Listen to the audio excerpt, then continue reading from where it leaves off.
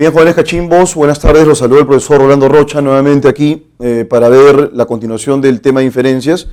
Ya habíamos adelantado una serie de puntos al respecto, características de la inferencia, entre otros.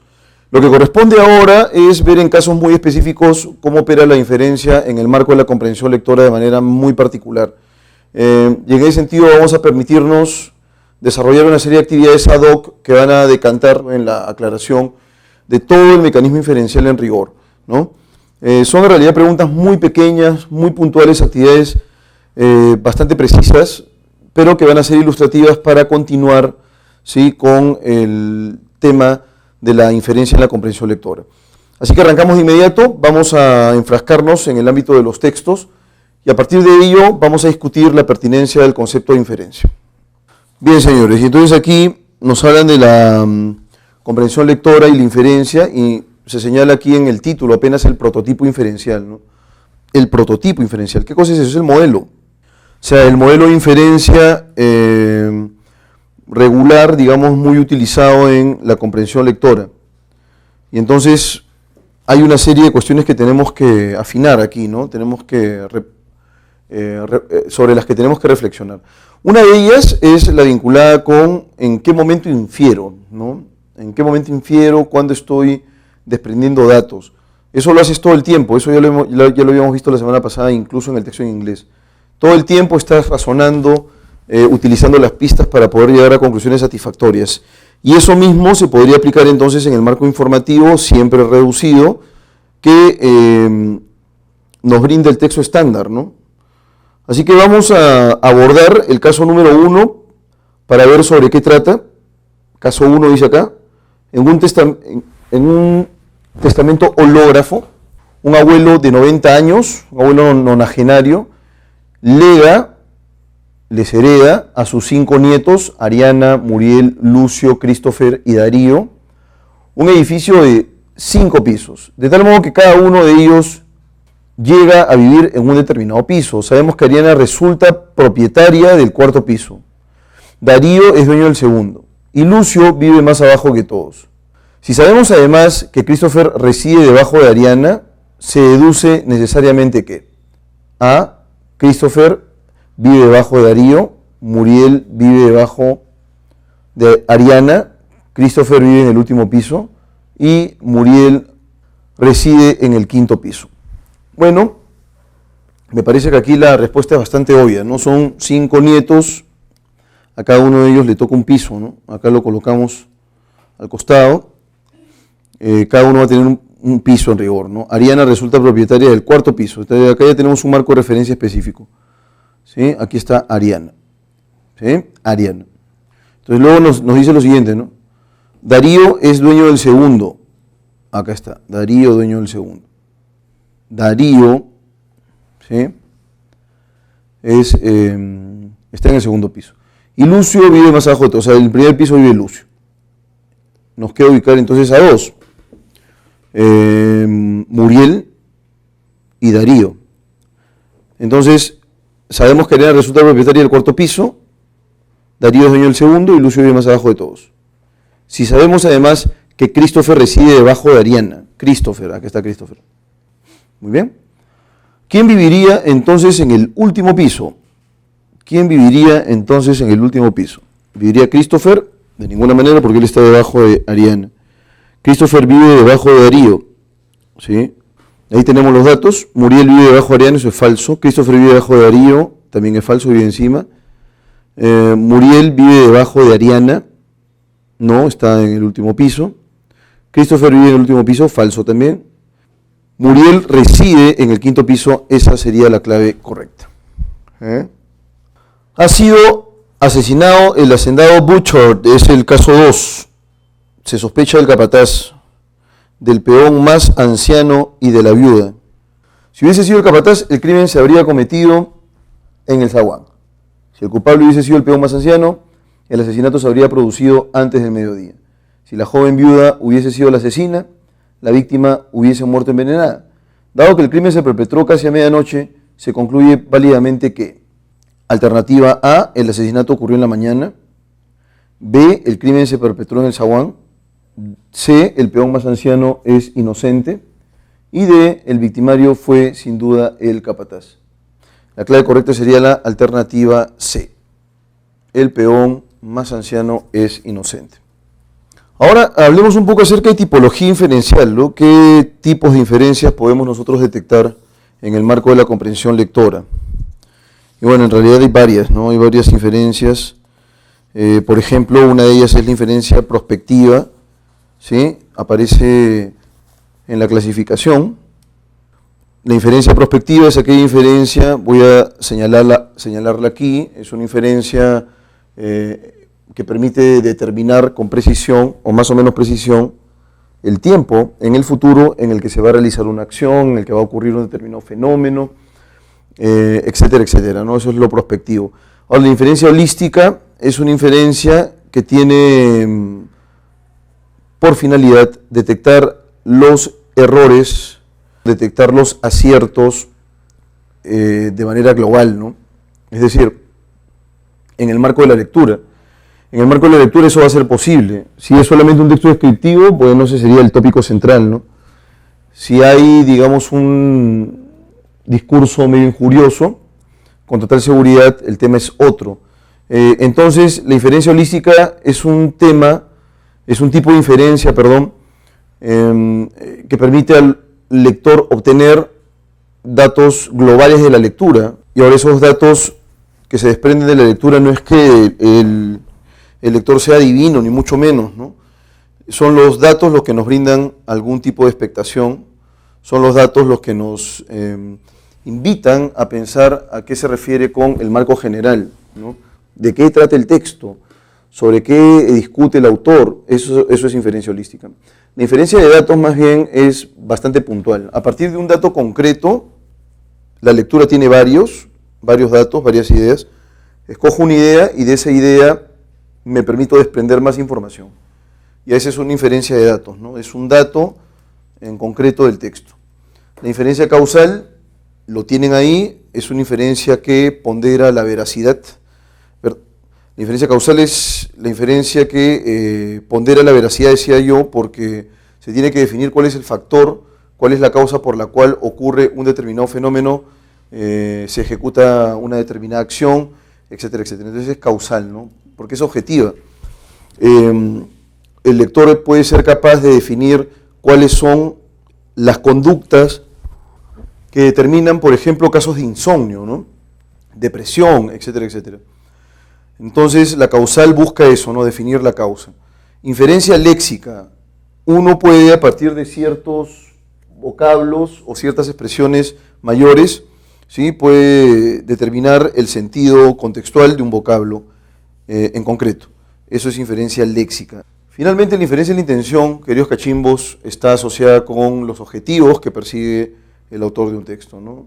Es el marco de objetivos, el marco de propósitos. Esa es inferencia de la intención, ¿no? ¿Qué tanta intención tiene esta persona de llamarte a las 4 de la mañana? ¿Qué sé yo? Ahí tenemos entonces, queridos cachimbos, los tipos de inferencia y preparémonos para la actividad posterior. Vamos entonces con la lectura inferencial. Dice lo siguiente: el terrorismo fascinó siempre a Albert Camus, y además de una obra de teatro sobre el tema, dedicó buen número de páginas de su ensayo sobre el absurdo, el mito de Sísifo. A reflexionar sobre esa insensata costumbre de los seres humanos de creer que asesinando a los adversarios políticos o religiosos se resuelven los problemas.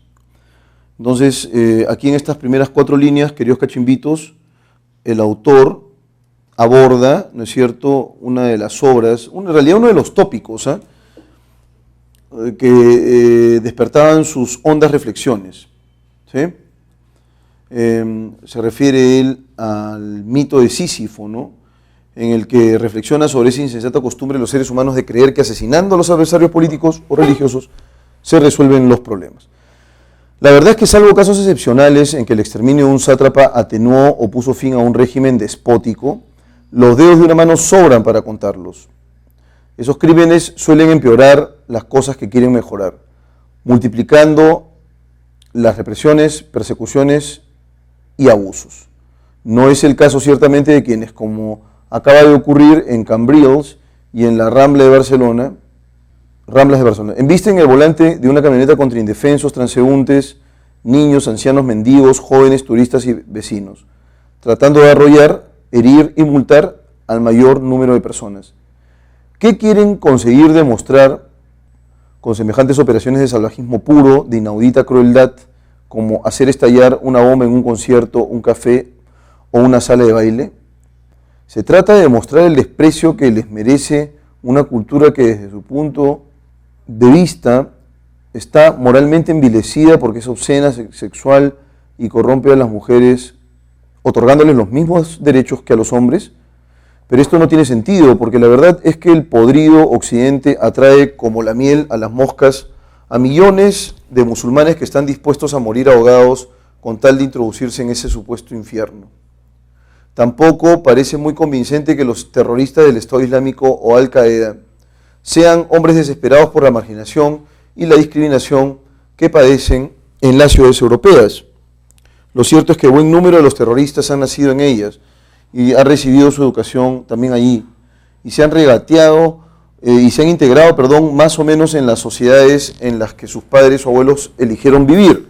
Su frustración no puede ser peor que la de los millones de hombres y mujeres que todavía viven en la pobreza, algunos en la miseria, y no se dedican por ello a despanzurrar a sus prójimos. La explicación está pura y simplemente en el fanatismo, aquella forma de ceguera ideológica y depravación moral que ha hecho correr tanta sangre e injusticia a lo largo de la historia. Es verdad que ninguna religión ni ideología extremista se ha librado de esa forma extrema de obcecación, ceguera, que hace creer a ciertas personas que tienen derecho a matar a sus semejantes para imponerles sus propias costumbres, creencias y convicciones. El terrorismo islamista es hoy el peor enemigo de la civilización. Está detrás de los peores crímenes de los últimos años en Europa, esos que se cometen a ciegas, sin blancos específicos, a bulto, en los que se trata de herir y matar no a personas concretas, sino al mayor número de gentes anónimas. Pues para aquella nubilidad y perversa mentalidad, todos los que no son los míos, esa pequeña tribu en la que me siento seguro y solidario, son culpables y deben ser aniquilados. Nunca van a ganar la guerra que han declarado, por supuesto. La misma ceguera mental que delatan en sus actos nos condena a ser una minoría, que poco a poco, como todos los terrorismos de la historia, irá siendo derrotada por la civilización con la que quieren acabar. Pero desde luego que pueden hacer mucho daño todavía, y que seguirán muriendo inocentes en toda Europa, como los 14 cadáveres y los 120 heridos de las Ramblas de Barcelona y sembrando. ¿Acaso el peligro mayor de esos crímenes monstruosos sea que lo mejor que tiene Occidente, su democracia, su libertad, su legalidad, la igualdad de derechos para hombres y mujeres, su respeto por las minorías religiosas, políticas y sexuales, se vea de pronto empobrecido en el combate contra este enemigo sinuoso, ignoble, que no da la cara, que está enquistado en la sociedad y por supuesto alimenta los prejuicios sociales, religiosos y raciales de todos y lleva a los gobiernos democráticos empujados por el miedo y la cólera que los presiona a hacer concesiones cada vez más amplias en los derechos humanos en busca de la eficacia? Para mí, las Ramblas de Barcelona son un lugar mítico. En los 5 años que viví en esa querida ciudad, 2 o 3 veces por semana íbamos a pasear por ellas, a comprar Le Monde y libros prohibidos en sus kioscos abiertos hasta después de la medianoche.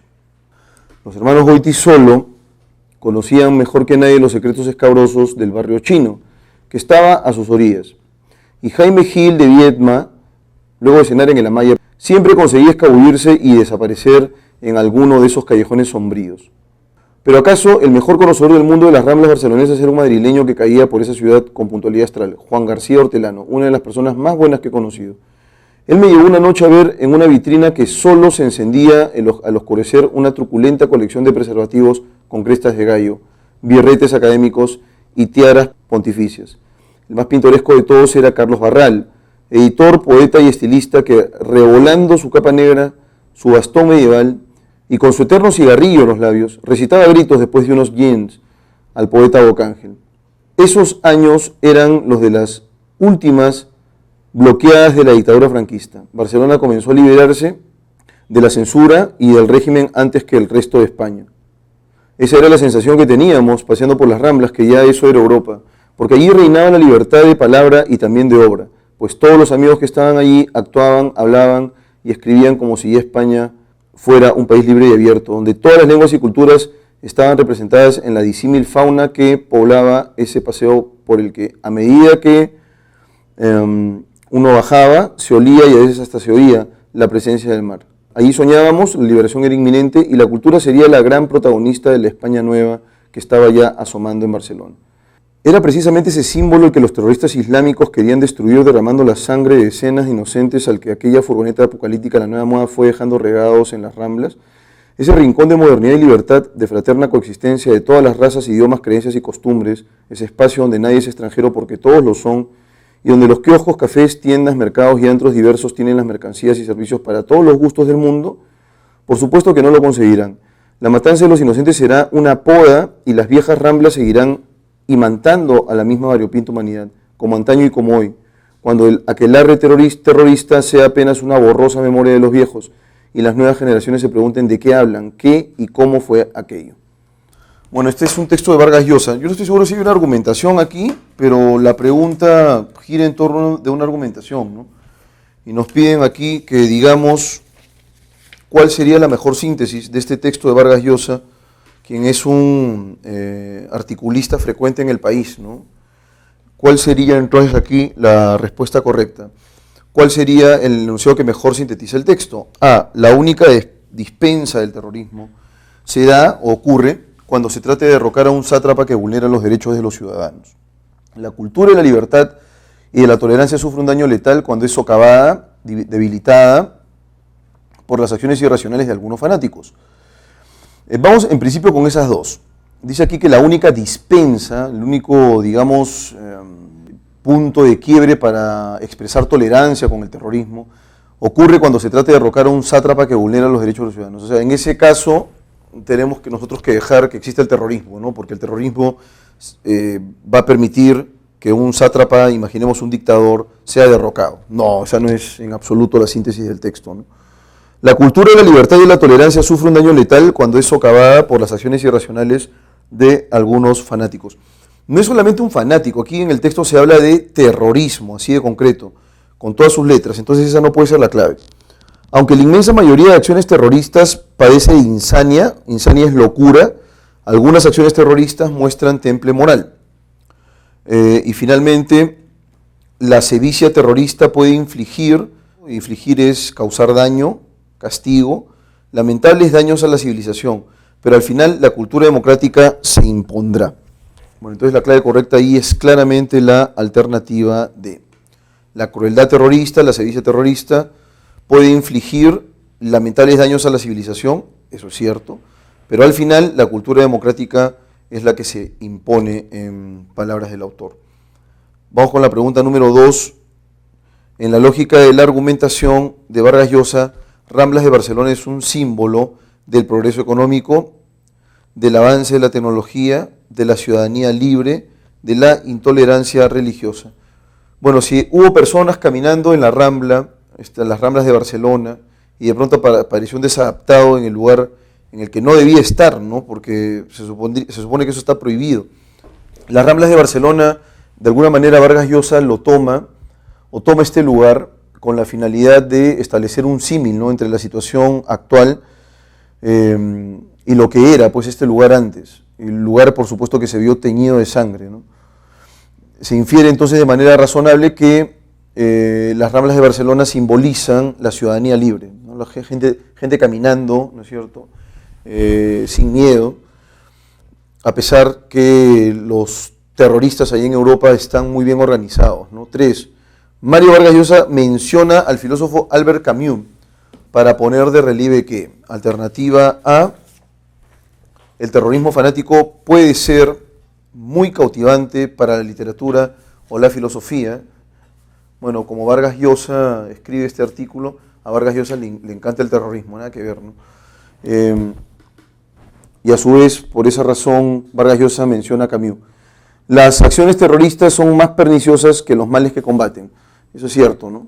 Al final, el terrorismo se supone que así fue como apareció Sendero también, ¿no? Entre otros grupos terroristas, el ETA y qué sé yo, aparecen con la finalidad de combatir un mal, pero al final terminan siendo doblemente peores que el mal que ellos intentan combatir. Por esa razón, la clave correcta es la alternativa B, ¿no? Y Albert Camus nos habla, por supuesto, acerca de ello. ¿Cuál de los siguientes enunciados son incompatibles con la argumentación de Mario Vargas Llosa? En rarísimos casos históricos, la violencia terrorista se sustenta en un propósito moralmente encomiable. Por ejemplo, derrocar a un dictador, ¿no? Pero son casos muy marginales, casos muy periféricos, de manera que esto es compatible. El hecho de que las mujeres tengan los mismos derechos que los hombres es una virtud de Occidente. Bueno, sí, no estoy seguro si habrá otras culturas en las que exista, digamos, una simetría de derechos entre hombres y mujeres, ¿no? Algunos países occidentales probablemente, ¿no? Aunque por ahí el mal es otro, ¿eh? El fanatismo obcecado, el fanatismo enceguecido, es una deplorable lacra que se encuentra en toda forma de ideología extremista. Eso es cierto, en realidad se le tiene que combatir, no es que sí es terrorista, hay que dejarlo ser, ¿no? En amor, digamos, en honor a la tolerancia. Y finalmente, 4, el terrorismo islamista encuentra su justificación en la pobreza extrema que existe en el mundo musulmán. Esa es la clave, ¿no? O sea, solo 4. Alternativa C. Seguimos con la pregunta número 5, son 8 preguntas en total. Teniendo en cuenta la información desplegada en el artículo de Mario Vargas Llosa, determina el valor de verdad o falsedad de los siguientes enunciados. Y entonces arrancamos. Los sinuosos ataques terroristas son una respuesta en contra de los prejuicios raciales propios de los países occidentales. Eso es abiertamente falso. La pérdida de la fe en los valores democráticos es el mayor peligro de los monstruosos ataques terroristas en países occidentales. Eso sería verdadero. La pérdida de la fe en los valores democráticos es lo que finalmente le da mayor permeabilidad a la política, ¿no? Y a los grupos terroristas o extremistas. Y finalmente, debido al atentado en Barcelona, se va a perder el espacio democrático que habita en el país español. Eso sería falso, ¿no? Es uno de tantos lugares. La clave correcta es dedo. Vamos con la pregunta número 6 entonces.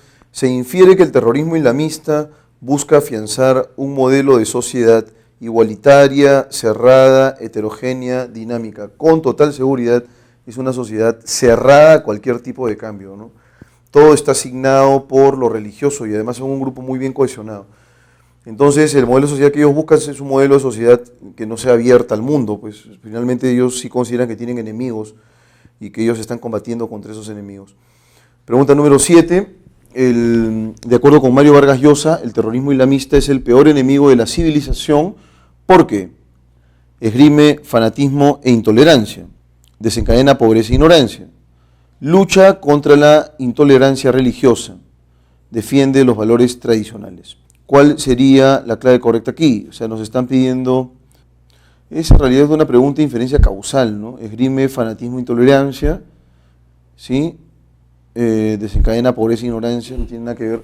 La clave correcta aquí es, con total seguridad, la alternativa A, esgrime fanatismo e intolerancia, ¿no?